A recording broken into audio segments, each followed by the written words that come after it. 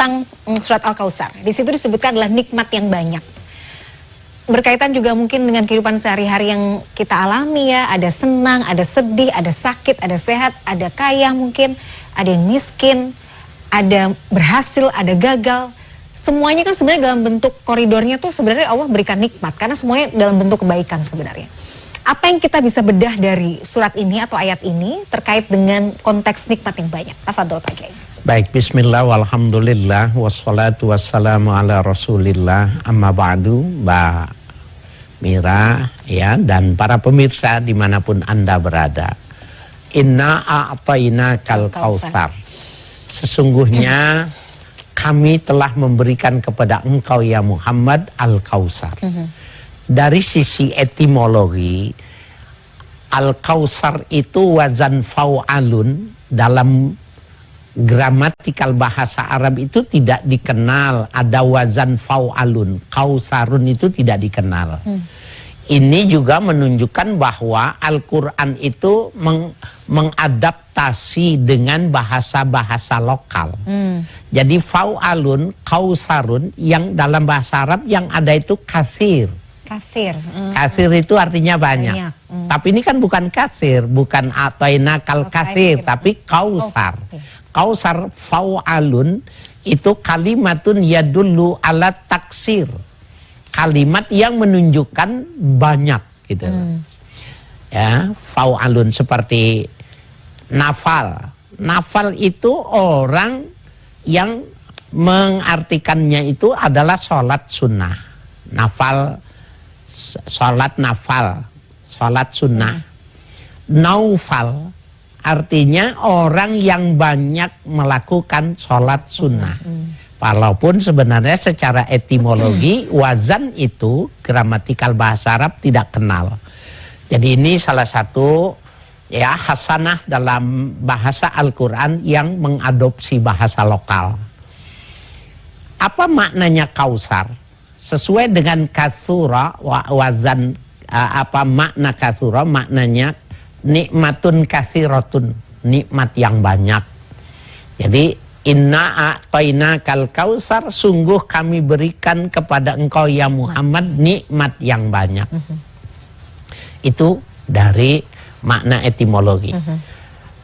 Dalam makna terminologi ada dua yang menarik dan itu langsung dari Nabi. Bahwa Al-Kautsar itu maknanya nahrun wa adanihi azza wa jalla. Ya, Kausar itu adalah sungai yang Allah telah menjanjikan kepadaku, kata Nabi. Dalam satu riwayat hadis sahih. Tapi di dalam hadis yang lain dikatakan Al-Kausar haudun ya'tihi ummati yaumal qiyamah. Ya, Al-Kausar itu adalah telaga yang nanti umatku itu datang akan meminumnya. Jadi Mbak Mira, orang-orang yang sempat masuk neraka, dicuci kesalahannya, itu hangus, kotor, jelek, seperti barang yang besi yang terbakar. Kemudian ketika dia diminumkan haudul kausar, maka rontok semua yang jelek, yang hitam, yang kotor, maka kembali dia menjadi cantik, bagus, mulus, indah, dan menawan. Nah, itu dua makna secara terminologi karena dua makna itu yang memang Nabi menyatakannya dalam hadis-hadis yang sahih. Ada makna-makna lain, makna kausar itu yang disebutkan di dalam Al-Quran, dalam surah Al-Inna a'tayna al-Kautsar itu oleh ulama-ulama tafsir diartikan bahwa kausar itu yang dimaksud adalah as-shalawatul khams. Allah memberikan kepadamu 5 sholat waktu. Ya, 5 waktu sholat itu adalah al-Kautsar. Ya, dan banyak lagi nikmat-nikmat lain yang ditafsirkan itu. Tetapi Imam Al-Qurtubi mengatakan bahwa makna yang pertama dengan yang kedua itu yang lebih afsah, yaitu yang diartikan sebagai sungai dan diartikan sebagai haudun Nabi. Ya. Wa aniyatuhu adadun nujum, kata Nabi. Kalau orang bilang, kalau itu haudun Nabi, telaga besar. Orang itu minumnya gimana? Seperti berangkang itu seperti kuda ketika akan minum. Enggak.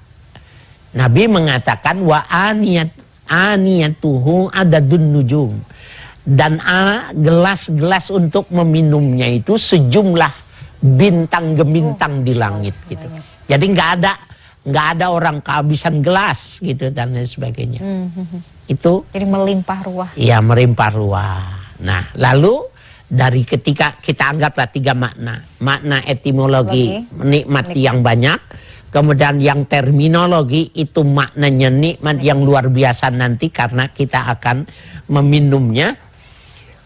Ada kalimat berikut, fasolli li rabbika wanhar. Itu fa jawab namanya. Ketika kau sudah diberi nikmat yang banyak, ada syaratnya, fasolli. Maka hendaknya kau dirikan sholat. Wanhar, dan hendaknya kau berkurban. Jadi nggak boleh tuh cuma bagus kepada Allah sholat saja. Tapi harus ada wanhar, ada aspek sosial. Oke. Baru mau ditanyakan, kenapa kemudian sholat dan kurban? Kenapa harus 2 ini? Ternyata hablu minallah dan hablu minannasnya nggak boleh. Cuma tidak bisa disebut soleh, cuma orang cuma sholat saja. Inilah pentingnya belajar Quran ya, belajar tafsir Pak Kiai. Jadi berkurban ini bukan hanya misalnya kita kurban setiap kita hari Idul Adha misalnya, kurban harta itu juga melingkupi dimensi ini ya Pak Kiai. Iya. Oke. Mencakup. Iya. Jadi itulah kenapa kemudian ketika kamu sudah mendapatkan nikmat yang banyak dari Allah, cara kita manusia sebagai bentuk syukur kita adalah dengan sholat. Iya. Jadi bersyukurnya dengan 2. Sholat. Dan yang dikasih apa kamu? Nah, kamu bagi. Kamu dikasihnya apa? Kebun besar. Buahnya jangan kamu jual semua. Kamu dikasihnya apa? Uang. Jangan kamu belanjakan semua. Pak Kiai, kalau misalnya kita memang secara materi bukan orang yang melimpah ruah, ya let's say mungkin bukan orang yang kaya gitu. Kita berkorban dengan apa? Pak Kiai? Maka kita keluarkan, ya kalau kita masak itu cuma 2 piring, kemudian itu ada lebihnya, maka sepiring itu adalah bagian dari wanhar. Jadi wanhar tidak mesti maknanya azabhul udhiyah, maknanya menyembelih hewan kurban, tidak maknanya itu. Walaupun secara etimologi bisa memberikan makna yang semacam itu. Jadi dimensinya tidak hanya terbatas pada konsep berkurban hewan saja Pak Kiai. Iya, betul. Makanan, harta, apapun itu juga bagian dari kita, bentuk syukur kita kepada Allah untuk kita bagi kepada orang sekitar. Iya, termasuk kita punya jabatan.